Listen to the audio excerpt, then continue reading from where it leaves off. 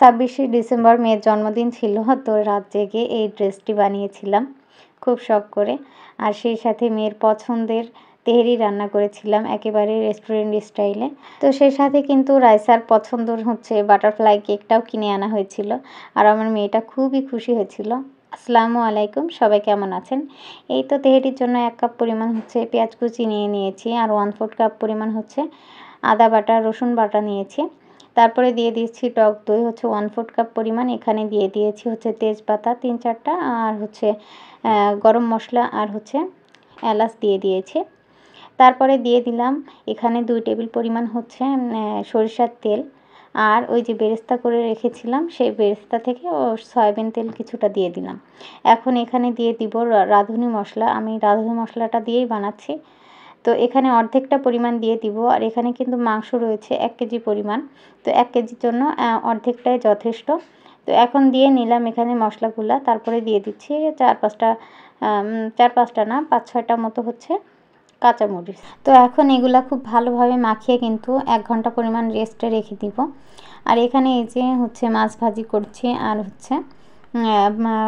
জালি কাবাবটা ভেজে নিচ্ছি আর কি। তো মাছটা ভুনা ভুনা করব, ওটা দেখাবো না। আর এখানে এই তো 1 ঘন্টা পরিমাণ পরে আমি এখানে মাংসটা খুব ভালোভাবে একেবারে 100% কষিয়ে সিদ্ধ করে নিয়েছি। এখন এখানে এই যে ভিজিয়ে রাখা, এটাও কিন্তু 1 ঘন্টা পরিমাণ সময় ভিজিয়ে রেখেছিলাম পোলাওয়ের চাল। তো এখানে 1 কেজি পরিমাণ আছে, এটা দিয়ে দিলাম। দিয়ে খুব ভালোভাবে মাংসের সাথে আবারও একটু ভেজে নিলাম। নিয়ে এখানে কিন্তু আমি পানির পরিমাণ দিয়েছি। এখানে যেহেতু চালের পরিমাণ ছিল 5 পট, তো এখানে আমি 12 পট পানি দিয়েছি। তো এই তো পানি দিয়ে যখন একটু শুকিয়ে আসবে পানিটা, তখন কিন্তু এখানে 1 টেবিল পরিমাণ আমি চিনি দিয়ে দিয়েছি। চিনিটা কিন্তু বেশি দেওয়া যাবে না, কেজিতে 1 টেবিল পরিমাণ দিতে হবে। তো এই তো দিয়ে তারপরে যখন আরেকটু শুকিয়ে এসেছে, তারপরে কিন্তু আমি বেরেস্তাগুলো দিয়ে দিয়েছি। দিয়ে খুব ভালোভাবে নেড়ে নিচ্ছি। তো নাড়াচাড়া করতে করতে যখন দেখবেন যে এই তো এই চামচ দিয়ে এভাবে গেঁথে দিলে আর পানি উঠছে না নিচ থেকে, তখনই কিন্তু বুঝে যাবেন যে এটা ভাপে দেওয়ার সময় এসে গেছে। তো এই তো আমি সবগুলো চাল একটু উঁচা উঁচা করে দিচ্ছি চারিদিক থেকে, নিচে যেহেতু বেশি ভাপ পড়ে।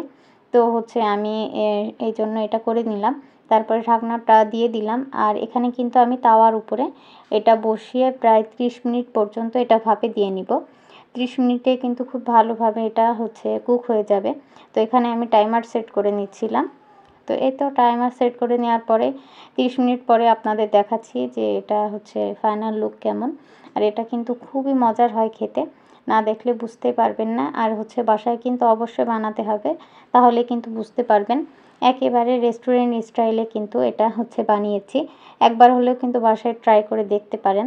আর তেহেরি রান্না করার সময় কিন্তু অধিকাংশ ক্ষেত্রেই মানুষ একটা ভুল করে, সেটা দেখা যায় কাচ্চি বা পাক্কি বিরিয়ানির মতো তেহেরির মাংসটা একটু কাঁচা রেখে দিয়ে ভাপে দিয়ে দেয়। এক্ষেত্রে কিন্তু তেহেরিটা অতটা মজা হয় না।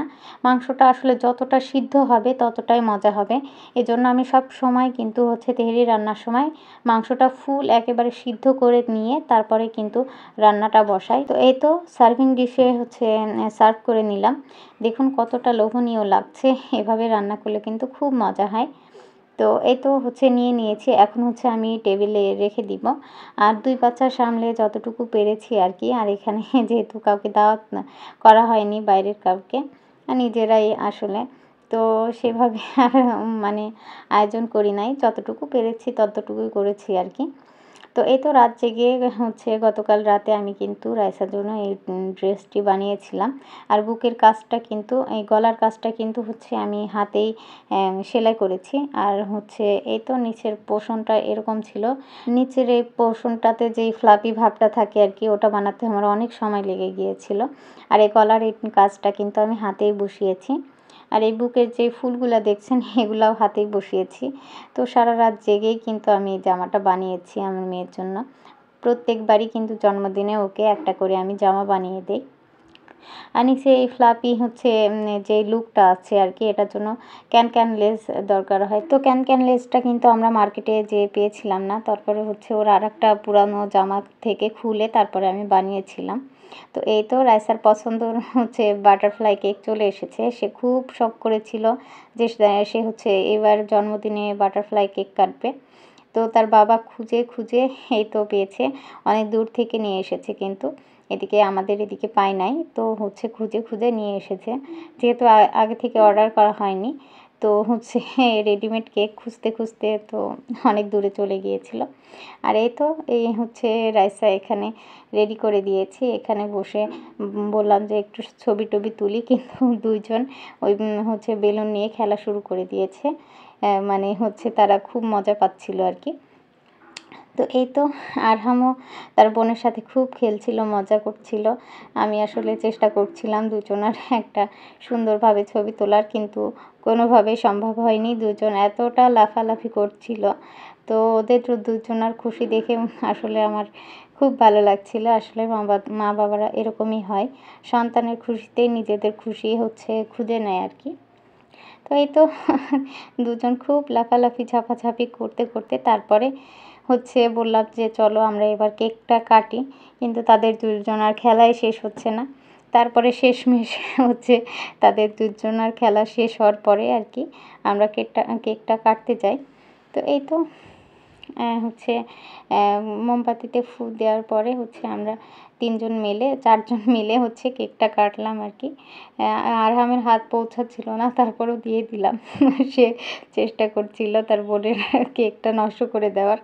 তারপরে হচ্ছে রাইসার বাবা কেক খাইয়ে দিল আর একটা গিফট দিয়েছিল। তো রাইসাকে আমিও কেক খাইয়ে দিলাম, আর আমার পক্ষে থেকে তো এই জামাটাই গিফট ওর জন্য। তো ওর জন্য ওর বাবা হচ্ছে ওর সবথেকে পছন্দের চকলেটটা নিয়ে এসেছিল।